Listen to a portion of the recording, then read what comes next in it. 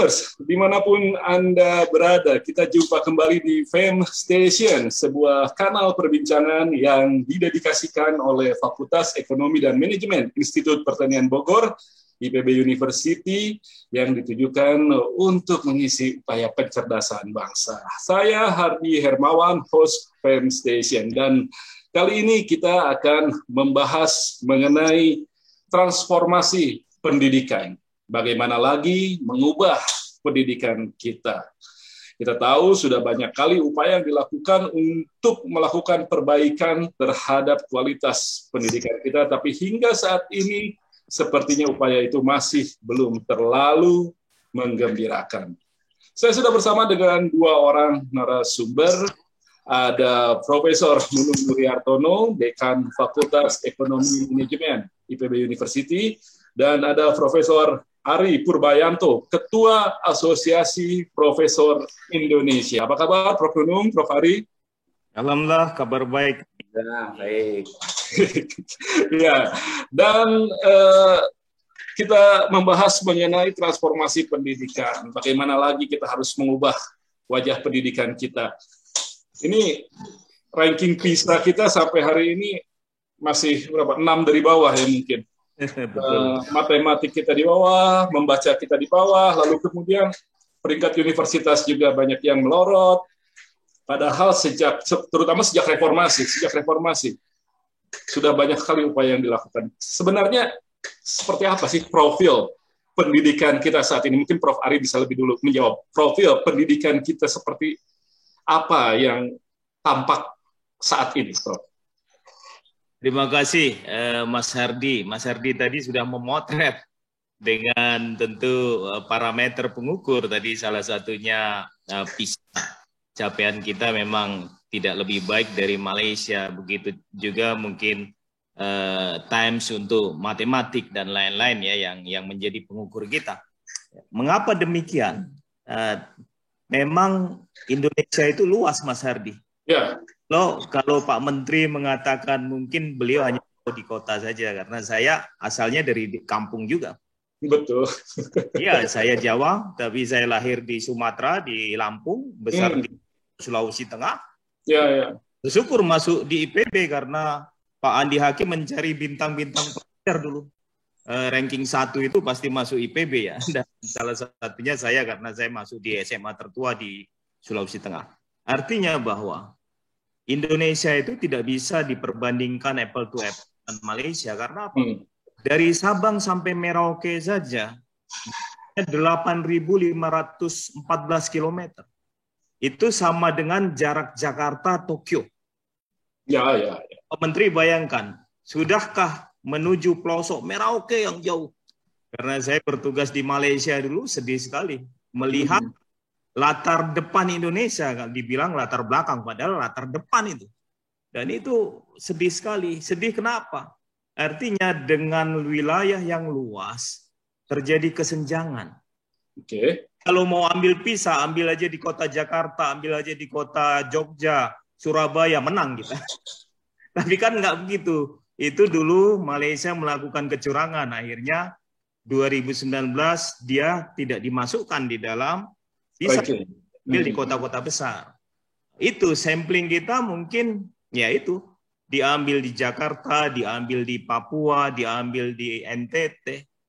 Kesenjangannya begitu luar biasa. Ini yang saya katakan, kesenjangan itu, kemudian kesenjangan guru juga, kualitas. Oke. Kesenjangan muridnya juga, karena apa? Adat istiadat, budaya. Yang kalau orang Jawa tanpa disuruh belajar, belajar. Kalau orang sana mungkin. Ini juga, ini yang membuat masalah pendidikan kita begitu senjang. Dan ini yang harus diperbaiki. Jadi ada ketimpangan.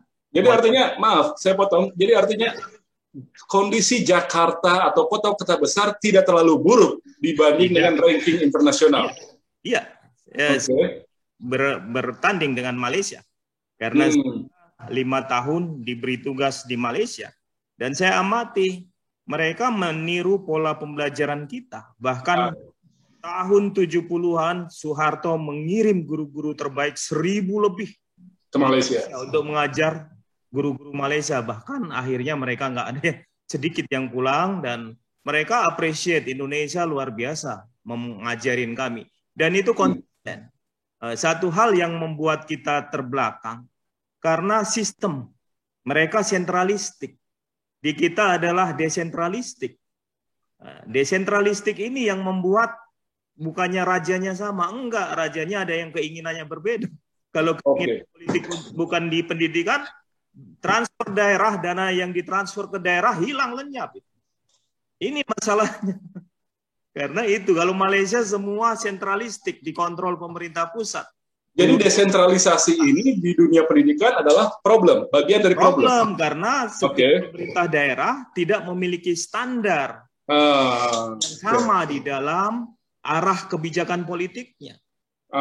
Jadi desentralisasi ini problem, ditambah lagi sebelumnya juga sudah ada kesenjangan, dan itu meningkatkan lagi kesenjangan kualitas pendidikan. Desentralisasi, guru-guru tadi nggak berkualitas. Guru-guru itu untuk guru SD, SMP itu kewenangan kota dan kabupaten. Rekrut. Biasanya saudara-saudaranya itu. Kemudian di provinsi dia mengelola, yang merekrut siapa? Tidak ada standar nasional. Nah, ini yang membuat ketimpangan, dan umumnya guru-guru yang baik berada di kota besar. Di Jawa, Bali, Sumatera. Tapi kalau wilayah Papua, Kalimantan, aduh sedih sekali itu. Ya. Tapi kan Anda produk SMA kampung juga, Prof. Ya, jadi begini, saya katakan, jangan juga dikatakan bahwa produk SMA kampung semuanya buruk. Tapi yang muncul hanya segelintir.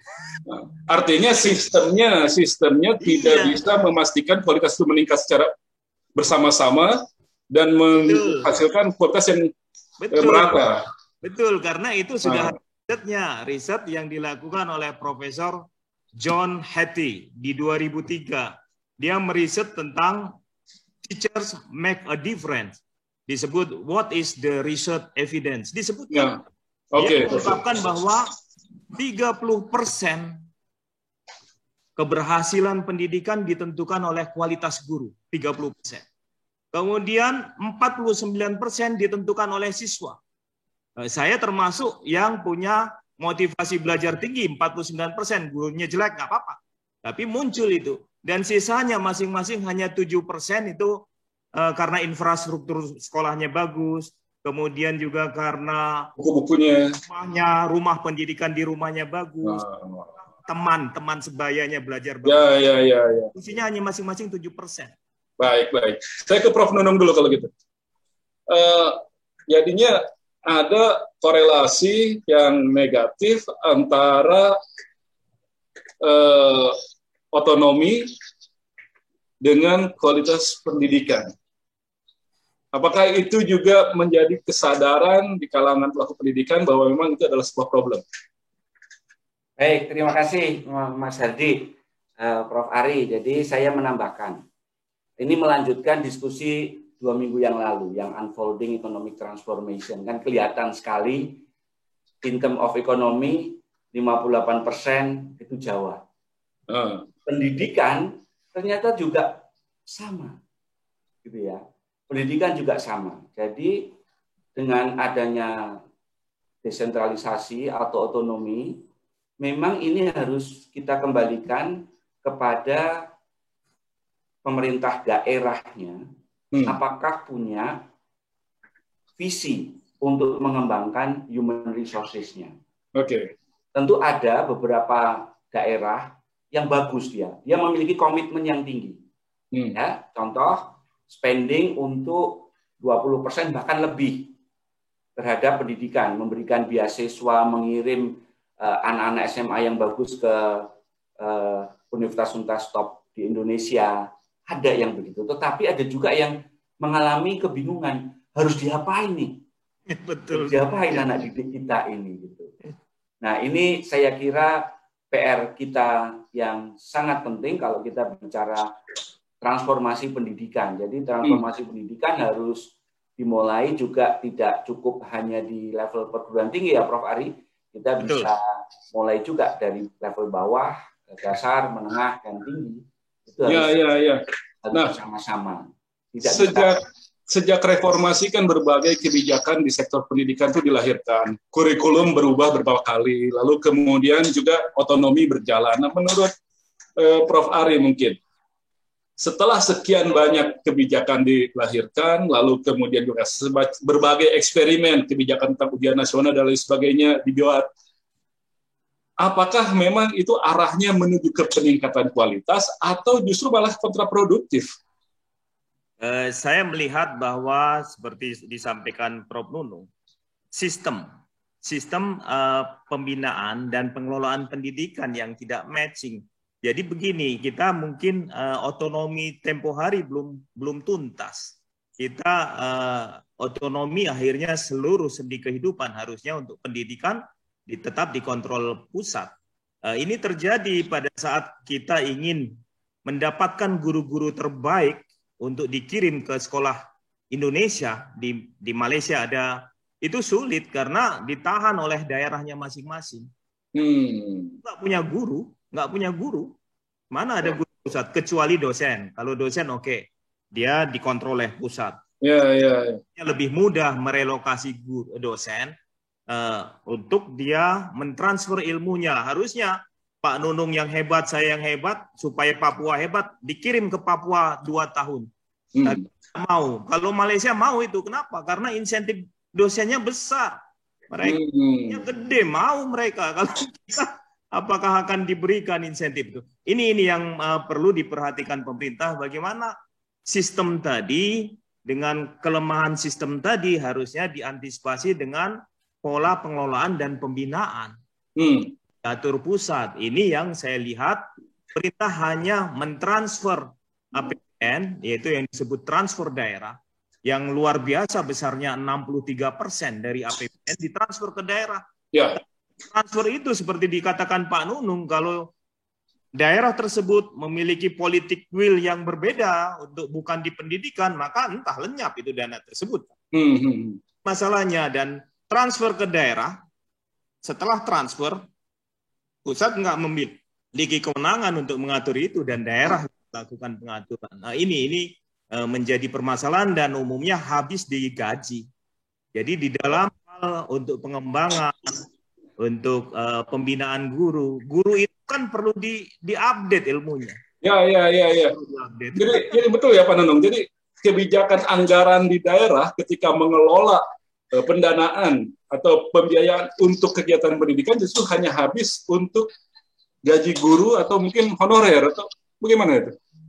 Ya, jadi memang kita bicara berarti kan salah satunya politik anggaran. Saya sedikit masuk, juga ada inequality juga itu, Mas Hardi. Dalam soal apanya? DKI Jakarta anggarannya gede, insentif untuk gurunya gede tuh. Bandingkan dengan provinsi tetangganya. Pasti orang kemudian berbondong-bondong ingin jadi guru di Jakarta karena gede insentifnya, gitu ya. Sementara daerah yang terbatas resources-nya atau APBD-nya lah, katakanlah seperti itu, juga dia tidak bisa memberikan cukup banyak insentif gitu. Nah, oleh karenanya sekali lagi kita juga bisa melakukan satu redesign ya, dalam arti kata bagaimana mengelola pendidikan ini betul-betul menjadi pilar penting. Redesign. Kalau menurut saya, apa harus disentralisasikan lagi atau? Ya, artinya begini, kita bisa bermain dengan sistem insentif dan politik anggaran tadi kan ya. Sistem insentif dan politik anggaran. Terus kualitas dengan standarisasi saya kira masih tetap diperlukan ya. Karena kalau tidak, pasti kualitas pendidikan kita dari Aceh sampai Papua bisa beragam seperti kondisi saat ini. Nah, jadi bagaimanapun juga standarisasi kualitas itu harus. Dan dengan cara apa sekarang? Kemarin ujian nasional sudah dihapus. Jadi bagaimana itu untuk standarisasi? Ini tadi saya katakan Mas Hadria, redesign dalam konteks begini. Pertanyaannya apakah perlu sentralisasi? Tentu saya melihatnya, kalau saya pribadi melihatnya, menurut hemat saya ada hal-hal yang memang itu betul-betul kewenangan pemerintah pusat. Tetapi ada juga variasi pemerintah daerah yang bisa mendorong itu gitu ya. Jadi misalnya konten kedaerahan, culture, itu kan tetap harus dipertahankan, ya. Jadi kan tidak semuanya harus bisa diatur oleh pemerintah pusat, gitu nggak bisa. Jadi lokal konten yang itu bisa meningkatkan kapasitas dari sumber daya manusia kita, itu juga harus diakomodasikan, gitu. Kalau pemerintah pusat juga harus kuat betul untuk sektor pendidikan ini, gitu. Karena kalau Prof. Ari kira-kira gimana untuk upaya untuk ada standarisasi seperti kata Prof. Nunung tadi dan mungkin mengurangi lah sedikit banyak ketimpangan ini? Iya, satu hal standarisasi kualitas dari guru. Guru itu harus ada standar kualitasnya. Buktinya UKG, uji kompetensi guru, itu di Jogja. Itu di Jogja pun nilainya 70. Lainnya itu di luar Jawa, Bali, Sumatera itu kasihan sekali nggak ada yang lulus.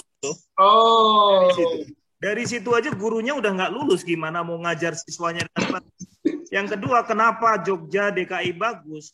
Karena dia tidak hanya mengandalkan transfer APBN tadi, dia punya ide yang besar. DKI triliun, makanya guru di sana lebih bagus gajinya daripada dosen. Artinya itu membuat insentif. Jadi ada ketimpangan itu. Memang apakah pemerintah tutup mata? Enggak. Seharusnya memang daerah yang belum mampu itu harusnya bagaimana dia mengangkat kolaborasi dengan daerah tetangganya. Jadi standar itu tidak hanya lulusannya, tidak hanya siswanya melalui semacam ujian nasional dan sebagainya, tapi justru gurunya itu yang harus mengikuti kompetensi. Kenapa Mas Ardi? Waktu saya dapat tugas di Malaysia, saya disuruh membina Community Learning Center. Community Learning Center itu adalah sekolah anak-anak TKI. Ya, gurunya bukan guru standar, gurunya adalah TKI yang hanya lulusan SMA dan ijazahnya abal-abal, suruh mengajar. Waktu itu saya langsung dibilang, tidak ada kualitasnya anak-anak TKI yang belajar di CLC. Saya langsung berpikir, ya gimana mau ada kualitasnya? Orang saya nggak mempersoalkan gedungnya. Udah, dia belajar dimanapun, tapi kalau gurunya hebat, pasti hebat. Saya minta guru. Pak Ari, minta guru berapa? 500 guru, tolong dikirim. Wah, dihitung anggaran. Berapa satu guru akan digaji? 15 juta.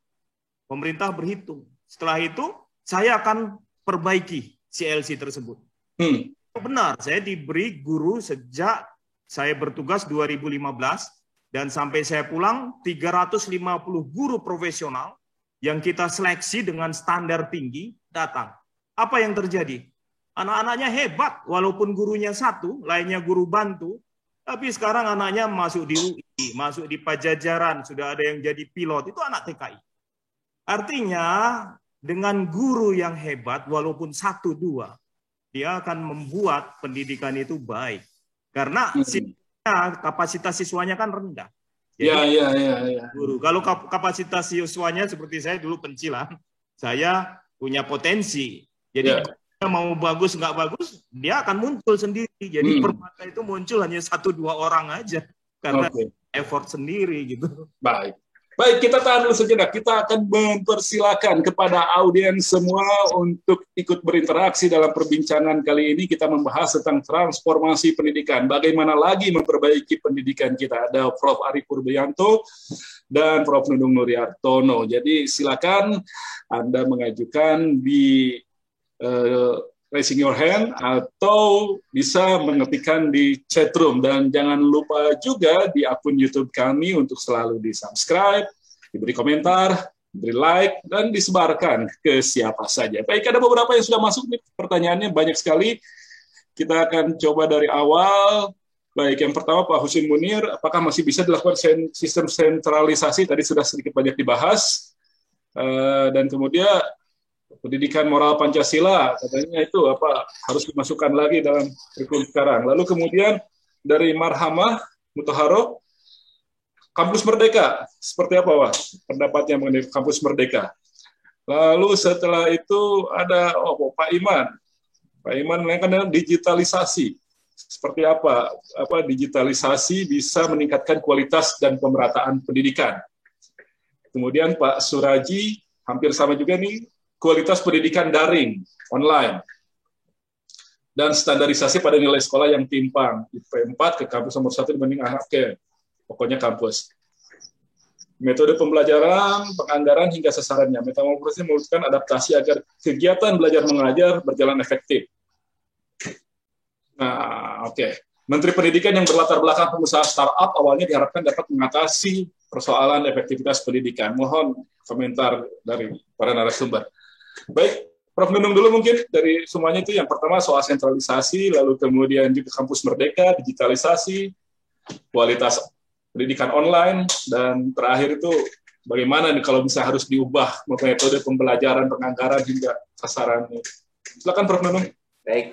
Saya mulainya sedikit teoretik sedikit, Mas Hadi. Ya. Kenapa kita malam hari ini bicara pendidikan? Kenapa pendidikan itu sangat penting? Dari berbagai teori, dan kita melihat bahwa maju tidaknya satu bangsa itu dari sumber daya manusia, salah satunya. Pilar pentingnya sumber daya manusia. Nah, oleh karenanya orang sering menyebut kita punya dividen demografi, tapi dividen demographic dividend itu belum menjadi human resource dividend kalau sektor pendidikannya tidak disentuh. Nah, yang penting kalau menurut hemat kami, pengalaman Prof. Ari di Jepang, saya di Jerman gitu ya, pendidikan tuh memang sejak dini itu harus sudah mulai dilakukan tanggung jawab gitu ya. Bagaimana anak-anak diajari untuk bertanggung jawab dan seterusnya. Jadi istilahnya pendidikan moralnya itu dikuatin gitu ya. Kemudian di era digital ini seperti apa? Nah, ini kan yang menarik. Kebetulan di rumah itu multistrata tuh, mulai dari tingkat dasar sampai yang perguruan tinggi ada. Jadi kita tahu gitu. Tapi saya sepakat dengan Prof. Ari. Kadang gurunya juga bingung begitu digitalisasi ini di era pandemi.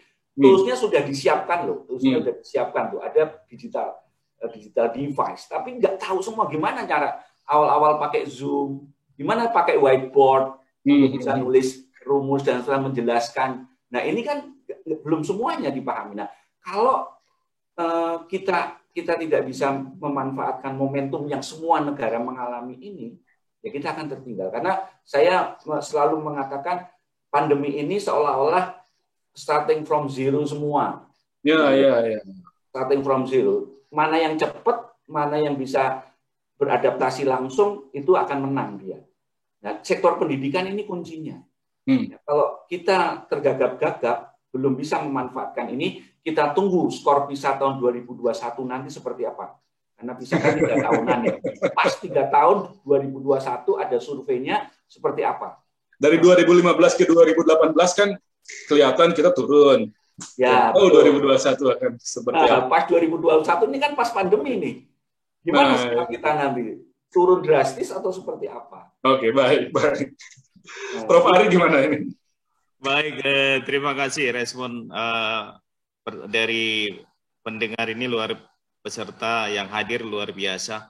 Jadi yang pertama bahwa tadi ditanyakan juga di sini masalah bias ya tadi ya, dalam hal kurikulum juga.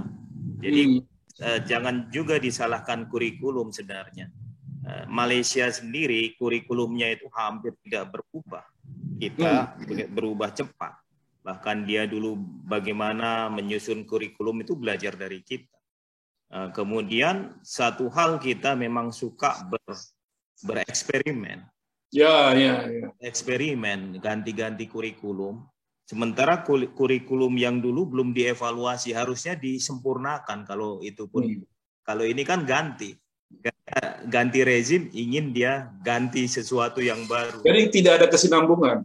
Ya, itu yang tidak ada kesinambungan. Kalau negara kecil tetangga kita, kesinambungannya dia kurikulum yang tempo hari kurang sempurna disempurnakan. Tapi kurikulumnya itu dalam pijakan yang sama. Ya. Lebih yang terbebani siswa orang tua karena ganti buku dan berat sekali ini. Kemudian memang benar, nasionalisme itu harus ditumbuh kembangkan. Mau tidak mau itu karakter building. Kalau di Jepang tadi disampaikan juga di Jerman Pak Nunung, itu dari sejak kecil dia ditanam nationality. Orang Indonesia kan nggak pernah bangga kalau udah pintar jelek-jelekin Indonesia di depan forum dunia, bukannya dia membela kan gitu. Beda dengan negara Malaysia, dia apapun, dia main bola pun begitu semangatnya, luar biasa nasionalismenya. Kita tidak, makanya kalah terus kita. Nah, ini karena itu penting itu pendidikan nasionalisme itu harus terus. Karakter juga ya. Karakter. Biar nggak gampang disogok, nggak gampang disuap. Betul. Dan ini saya mengalami sendiri. Jadi istilah Indon itu yang ciptain juga orang Indonesia. Dia nggak bangga dengan bangsanya sendiri. Pat dibilang, are you Indon? Saya bilang, no, I am Indonesia. Saya bilang. Saya langsung jawab bahasa Inggris. Saya bilang, orang Indonesia sendiri ngomong ke kita, Indon. Saya bilang, tahu nggak Indon? Indown, saya bilang. Indon, idiot, saya bilang. Tahu nggak itu? Goblok, saya bilang. Baru dia, oh itu artinya ya. Baru tahu. Jadi artinya bahwa pembelajaran kita belum mampu menciptakan manusia yang dia memiliki nasionalisme yang tinggi, dia memiliki moral yang baik. Oke.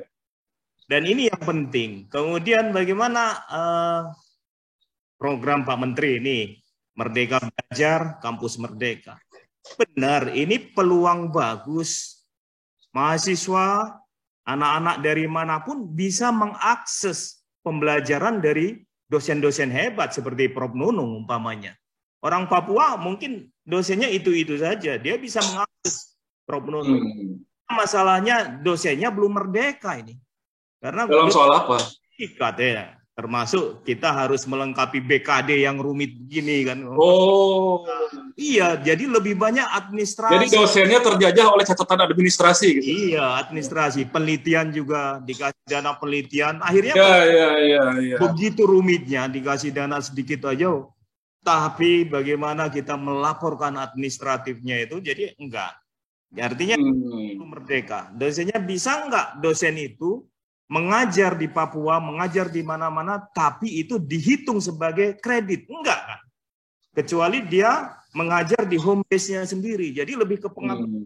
Saya ngajar capek-capek kalau itu enggak dihitung. Tapi mudah-mudahan ini akan dihitung. Jadi akan jadi pertimbangan ya. Merdeka gitu kan. Kemudian juga apakah digitalisasi ini memberikan manfaat? Iya. Asal dosennya tidak gaptek. Dua, siswanya juga sudah bisa sama. Ketiga, infrastrukturnya jangan nanti kita ngajar seperti kita mengajar makhluk-makhluk yang tidak kelihatan. Saya tanya, Anda di mana kok nggak on cam? Sinyalnya buruk, Pak. Entah benar-benar sinyalnya buruk atau modus ya. Masalahnya itu. Jadi sulit kita pembelajaran ini untuk melihat benar nggak mata kuliah kita ini diterima dengan bagus. Jadi kita harus punya teknik juga dosennya. Bagaimana mengajar itu kita bisa mengevaluasi benar nggak dia bisa. Jadi harus interaksinya saat mengajar, tapi kita lebih harusnya. Saya pikir sama ya kesananya juga ini soal kualitas pendidikan daring, standarisasi nilai di sekolah yang beda-beda. Betul. Mungkin kalau kuliah di IPB dapatnya cuma B gitu, kalau di tempat lain ya bisa A gitu. Seperti itu. Betul. Dan ini yang membuat buruk juga. Akhirnya kan top university diburu orang-orang hebat. Akhirnya daerah itu adalah yang mungkin kualitasnya KW 10 dan lain-lain, gimana mau terangkat. Udah dosennya juga KW-nya nggak jelas. Akhirnya kan orang-orang pintar nggak ada yang mau belajar di tempat-tempat yang, mohon maaf, universitas di kita itu ada 2.000 yang register di dunia ya, yang di data dunia itu 2.615. Begitu. Banyak ya. Yang dapat akreditasi A unggul hanya 99, kurang dari 100. Lainnya tidak sampai 5%. Iya, saya juga asesor kan. Jadi kadang sedih, universitas sudah bagus gini masih jiplak datanya. Si copy paste, saya bilang ya, saya plagiat semua ya. Malu nanti. Ya. Itu gimana kita mau? Gimana mahasiswanya? Nah itu. Baik. Lalu dengan setumpuk problem semacam ini, sementara cita-cita kita begitu tinggi, Prof. Nunung dalam jangka pendek apa sih yang paling bisa kita lakukan? Jangka pendek ini yang jelas kan kita belum tahu nih pandemi kapan akan berakhir. Artinya proses pembelajaran dalam konteks digital ini masih akan terus berlangsung. Memang ini juga harus kita lihat sebagai satu opportunity, di mana kalau bicara teman-teman mahasiswa itu bisa belajar dari mana saja. Ya.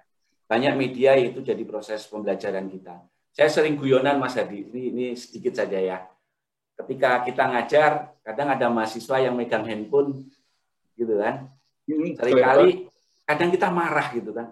Kenapa kamu nggak merhatiin ya? Padahal sebenarnya ini sebelum pandemi waktu itu. Sebelum pandemi dia ngecek bener nggak Nunung ini ngomongnya, menjelaskan teorinya bener nggak gitu kan. Nah, jadi dosen juga jangan baper dulu ketika mencoba mahasiswa tahu gitu ya. Padahal ngecek benernya kan diomongin gitu. Artinya itu tantangan. Dan sekarang mereka mencatat itu di handphone juga, Prof. Tidak lagi mencatat melalui dengan pulpen dan menulis di kertas. Itu kan hal-hal yang kayak gitu kita juga harus bisa engage lah dengan teman-teman mahasiswa. Tapi yang penting di era pandemi ini betul-betul menurut hemat kami kesempatan lah yang harus bisa kita optimalkan karena media pembelajaran ada di mana-mana gitu ya. Dosen juga bisa itu. Hanya yang menjadi problem kan tentunya untuk tingkat pendidikan menengah dasar ini yang betul-betul harus kita perhatikan. Karena anak-anak paling tidak kan engage dengan guru itu masih perlu. Nah, ini kalau Prof. Arin, kira-kira gimana ini? Ini memang saya pun juga belum tahu kapan pandemi akan. Tapi paling nggak selama pandemi ini apa yang bisa kita jadikan pelajaran dan kemudian kan setelah pandemi pun mungkin situasi digitalisasi dan lain sebagainya masih tetap akan berjalan dan mungkin lebih kencang. Ya, kalau menurut saya untuk bidang-bidang tertentu pelajaran online itu adalah tools yang sudah memadai. Artinya bahwa bagaimana dosen meningkatkan kapasitas dan juga kemampuannya dia meng-create materi online yang mudah dicerna mahasiswa dan tidak bosan. Jadi bukan kuliah seperti pertemuan tatap muka, tapi material itu bisa jadi dalam bentuk video. Dia bisa kreasi, tayangkan di YouTube, tapi ada feedback. Jadi kalau di UT itu, UT sebenarnya yang advance dia di dalam pembelajaran online. Habis tutorial, dosen menyediakan, nih waktu tutorial. Karena yang namanya pembelajaran perlu ada guru. Kalau nggak ada gurunya, dia bisa belajar ada di YouTube. Tapi pada saat ada masalah, dia mau tanya ke YouTube kan nggak bisa. Tapi ada komunikasi, dosen menciptakan komunikasi, tapi dia harus bisa membuat konten komunikasi. Jadi lagi-lagi yang sekarang itu dalam jangka pendek kualitas pengajarnya juga yang harus bisa di-upgrade ya. Betul, karena bagaimana mereka bisa memanfaatkan teknologi digital. Betul, karena di masa ini kan emergensi semua. Ya. Berarti anggotanya Prof. Ari ini di Asosiasi Profesor ini harus cepat. Betul, jadi semuanya emergensi, dosen pun masih stylenya mengajar seperti terbuka, dia hanya memindahkan slide-nya dipindahkan di Zoom. Masih begitu. Iya, jadi gimana mahasiswanya nggak off cam semua karena dengerin bosan juga. Sekarang saya singkat dan mungkin alasannya seperti apa. Kira-kira model yang bisa kita contoh itu yang paling mudah untuk bisa kita amati dan kita contoh itu di mana dan karena apa, Prof. Nunung? Ini jadi kombinasi ya. Saya pernah mengikuti satu semacam training lah ya, Oxford selama pandemi ini. Tapi itu tetap ada kombinasi jam tertentu kita intensif diskusi dengan dosen. Hybrid ya. Hybrid. Jadi materi online-nya diberikan, menarik memang, sangat menarik. Ya, modulnya diberikan, kita menjawab dengan tugas-tugas, tapi ada satu kesempatan, ada ruang diskusi. Nah, ini yang menurut hemat kami bisa kita create tuh model pembelajaran. Online juga diskusinya atau offline? Online juga. Diskusinya. Hanya karena beda waktu itu yang agak berat ya, 7 jam waktu itu. Ya. Malam-malam kita di sini ya diskusi dengan profesor di sana, diskusi. Di Eropa. Ya, di Oxford, Oh, di Amerika. Oh, di Inggris ya. Di Inggris ya. Oke. Kalau Prof. Ari dalam saya siapa yang bisa kita contoh? Saya memang apa yang disampaikan Prof. Nunung itu ada benarnya, benar memang bahwa dosen itu harus kreatif membuat konten pembelajaran. Apalagi anak-anak sekarang dia lebih kuat di bilingual di ininya ya, lebih bukan membaca, mendengar ya, dia lebih ke audio. Dia lebih jadi audio visual. Iya, audio visual ya. Kalau konten kita cantumkan di tayangan YouTube, kemudian habis itu silahkan telaah. Ada assignment ke mereka. Kita akan bertemu untuk diskusi dengan Zoom. Pada saat di Zoom ini bukan nayangin slide. Ya. Selama ini kita nayangin slide seperti kuliah biasa. Bosan itu mahasiswa. Harusnya begini bertemu. Diskusi. Gimana menurut Anda? Kamu udah belajar kan kemarin? Ya. Dengan teori yang kamu baca. Jadi kreatif, terpancing. Kalau enggak, dia hanya searah aja. Dia kuliah kita udah selesai. Menarik. Nah, ini yang harus ditempa, dan ini harus dilakukan. Mungkin pelatihan juga. Dan itu dilatih juga. Dan itu siapa? Pemerintah, Pemda? Masing-masing universitas.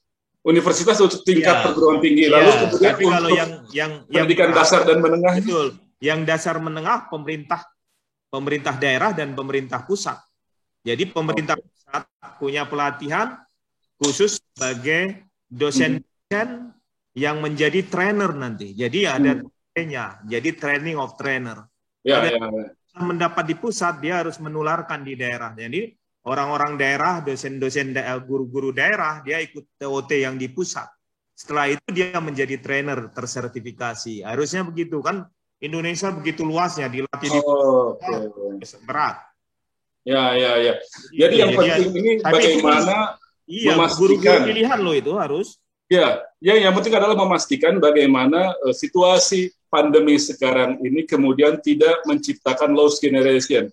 Tidak membuat kualitas pendidikan kita benar-benar anjlok dan menghasilkan peserta didik yang kemudian tidak mampu bersaing. Itu mungkin. Dan itu belum dilakukan oleh pemerintah di setiap level. Dalam kapasitas pemerintah sebagai pembina.